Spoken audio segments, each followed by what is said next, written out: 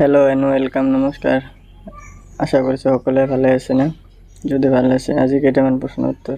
প্রথম প্রশ্ন উত্তর, উত্তর পূর্ব মহাকাশ প্রয়োগের কেন্দ্র কোত অবস্থিত? তো এর শুদ্ধ উত্তর মেঘালয় হব ইয়ার শুদ্ধ উত্তর। তার পিছৰ কোশ্চেন, দিল্লী সুলতান সকলে কোনটো ভাষা ব্যৱহাৰ কৰিছিল? দিল্লী সুলতান সকলে ফাৰ্চী ভাষা ব্যৱহাৰ কৰিছিল। পিছৰ কোশ্চেন, চীনৰ পতাকাত কেইটা তৰা থাকে?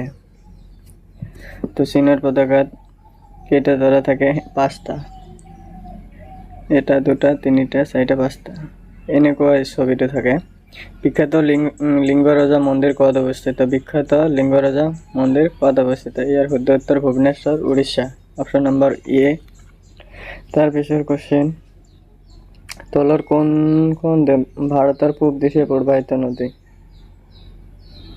গোদাবৰী। অপশন নাম্বাৰ এ শুদ্ধ উত্তৰ। তাৰ পিছৰ কোশ্চেনটো হ'ব, পল আঁচনি কিহৰ সৈতে জড়িত? Pahal scheme is related to which? তো অ্যান্সার হ'ব direct transfer of LPG subsidy, LPG শাফ্ট। তার পিছৰ কোশ্চেন, সৈয়দ মুস্তাক আলী ট্ৰফি তলৰ কোনটো খেলৰ সৈতে জড়িত? ক্ৰিকেটৰ লগত জড়িত। সৈয়দ মুস্তাক আলী ট্ৰফি ক্ৰিকেট খেলৰ লগত জড়িত। তাৰ পিছৰ কোশ্চেন, তলৰ মহাদেশবোৰৰ ডাঙৰৰ পৰা সৰুলৈ সজোৱা? Asia, North America, Europe, Australia. Option D নম্বৰটা শুদ্ধ হ'ব।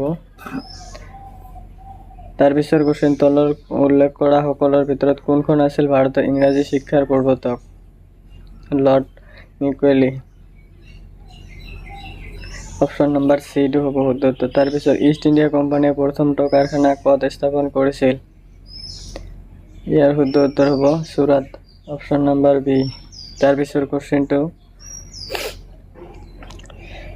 আহোম ৰাজ্যৰ সেনাপতি লাচিত বৰফুকনৰ কেতিয়া শৰাইঘাটৰ যুদ্ধ কৰিছিল? তো ইয়াৰ শুদ্ধ উত্তৰ হ'ল 1671 চনত। অপশন নম্বৰ এ টো শুদ্ধ উত্তৰ। তাৰ পিছৰ কোশ্চেন, মণিপুৰ শেষ ৰজা কোন আছিল? মণিপুৰৰ শেষ ৰজা আছিল who was the last king of Manipur? Option number B, Bodhchandra Singh. তাৰ পিছৰ কোশ্চেন, কোন বছৰত মণিপুৰক পৃথক ৰাজ্য হিচাপে প্ৰতিষ্ঠা কৰা হৈছিল? 1972 চন। তো অপশন এ 1972। তাৰ পিছৰ কোশ্চেন, কোনটো গ্ৰহত বায়ু নাই? Uranus, Jupiter, Mars, Mercury. এটা তো জানি মাৰ্কুৰি। বুধ গ্ৰহত বায়ু নাই। তাৰ পিছৰ কোশ্চেন, ভাৰতবৰ্ষৰ কোনখন ৰাজ্যত দুখন ৰাজধানী আছে?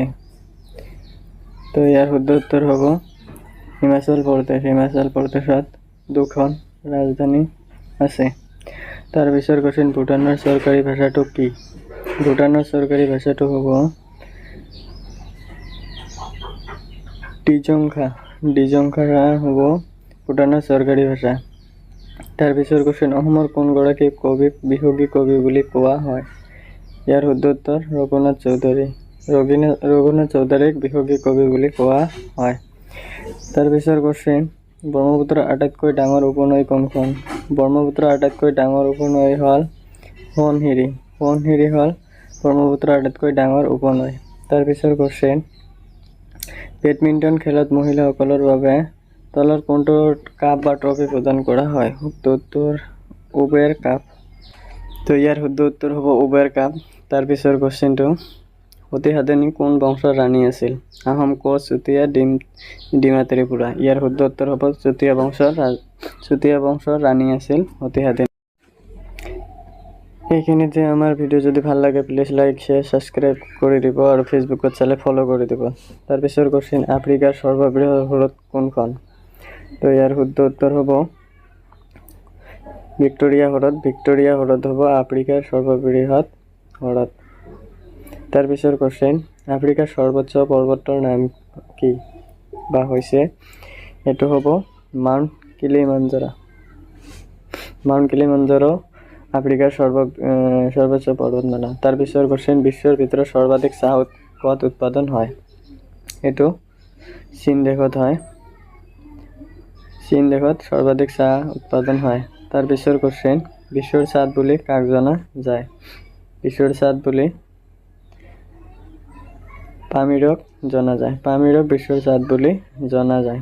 তাৰ পিছৰ কোশ্চেন, কোনটো দ্বীপ বিশ্বৰ আটাইতকৈ ডাঙৰ দ্বীপ? ইয়াৰ শুদ্ধ উত্তৰ হ'ব গ্ৰীণলেণ্ড। গ্ৰীণলেণ্ড হ'ল আটাইতকৈ ডাঙৰ দ্বীপ। তাৰ পিছৰ কোশ্চেন, কোনটো পৃথিৱীৰ আটাইতকৈ দীঘল মহাদেশীয় পৰ্বতমালা? তো ইয়াৰ শুদ্ধ উত্তৰ হ'ব ইণ্ডিজ। ইণ্ডিজ হ'ল আটাইতকৈ দীঘল মহাদেশীয় পৰ্বতমালা। তাৰ পিছৰ কোশ্চেন, বিশ্বৰ অন্যতম সক্ৰিয় আগ্নেয়গিৰি মাউণ্ট এটনা ক'ত অৱস্থিত? এইটো শুদ্ধ উত্তৰ হ'ব ইটালী। ইটালীত মাউণ্ট এটনা অৱস্থিত। তাৰ পিছৰ কোশ্চেন, কোন দুখন সাগৰক সুয়েজ খালে সংযোগ কৰিছে? অপশ্যন ভূমধ্য সাগৰ আৰু লোহিত সাগৰ। অপশ্যন নম্বৰ এ হ'ব শুদ্ধ উত্তৰ। তাৰ পিছৰ কোশ্চেন, মৃত সাগৰ কোন দুখন দেশৰ মাজত অৱস্থিত? মৃত সাগৰ, ইয়াৰ শুদ্ধ উত্তৰ জৰ্ডান আৰু ইজৰাইলৰ মাজত দেশে দুখন সম্পৰ্কিত। তাৰপিছত, কোন বছৰত আনোৱাৰা টাইমৰ প্ৰথম আৰু একমাত্ৰ মহিলা মুখ্যমন্ত্ৰী হয়? ইয়াৰ শুদ্ধ উত্তৰ 1980 চনত। 1980 চনত। তাৰ 2011 চনৰ লোকপিয়ল অনুসৰি অসমৰ জনসংখ্যাৰ ঘনত্ব কিমান? এইটো 398 হ'ব ইয়াৰ ঘনত্ব লোকপিয়ল অনুসৰি 2011। তাৰপিছৰ কোশ্চেন, তামৰ ৰাসায়নিক সংকেত কি? তামৰ ৰাসায়নিক সংকেত হ'ল Cu। Option number D two শুদ্ধ উত্তৰ। তাৰপিছৰ কোশ্চেন, দেৱদাস উপন্যাসখনৰ লেখক কোন? দেৱদাস উপন্যাসখনৰ লেখক হ'ল শৰৎচন্দ্ৰ চট্টোপাধ্যায়। অপশ্যন নম্বৰ এ টু শুদ্ধ উত্তৰ। তাৰপিছৰ কোশ্চেন, ইছৰো প্ৰথম সূৰ্য অভিযানৰ নাম কি?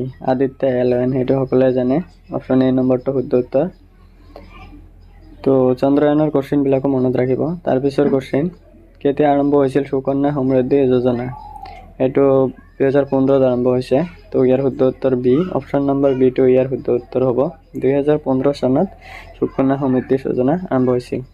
বাদুং ডুম্পা বাদ্যযন্ত্ৰ কোন সম্প্ৰদায়ে ব্যৱহাৰ কৰে? এইটো ৰাভা কমিউনিটিয়ে, ৰাভা সম্প্ৰদায়ৰ লোকসকলে বাদুং ডুম্পা বাদ্যযন্ত্ৰ ব্যৱহাৰ কৰে। তাৰপিছৰ কোশ্চেন, কেতিয়া শৰাইঘাট যুদ্ধ কৰিছিল? শৰাইঘাট যুদ্ধ আহোম ৰাজ্যৰ সেনাপতি লাচিত বৰফুকনে 1671 চনত শৰাইঘাট যুদ্ধ কৰিছিল। তাৰপিছৰ কোশ্চেন, ইষ্ট ইণ্ডিয়া কোম্পানীয়ে প্ৰথমটো কাৰখানা ক'ত স্থাপন কৰিছিল? ইষ্ট ইণ্ডিয়া কোম্পানীয়ে চুৰাটত প্ৰথম কাৰখানা স্থাপন কৰিছিল। তাৰপিছৰ কোশ্চেন, চৰাইদেউ জিলাৰ সদৰ ঠাই কি? চৰাইদেউ জিলাৰ সদৰ ঠাই হ'ল সোণাৰী। সোণাৰীত অপশ্যন ডি নম্বৰ শুদ্ধ উত্তৰ। চৰাইদেউ জিলাৰ সদৰ ঠাই হ'ল সোণাৰী। তাৰপিছৰ কোশ্চেন, চিকিৎসক হোৱা প্ৰথম অসমীয়া মহিলা কোন?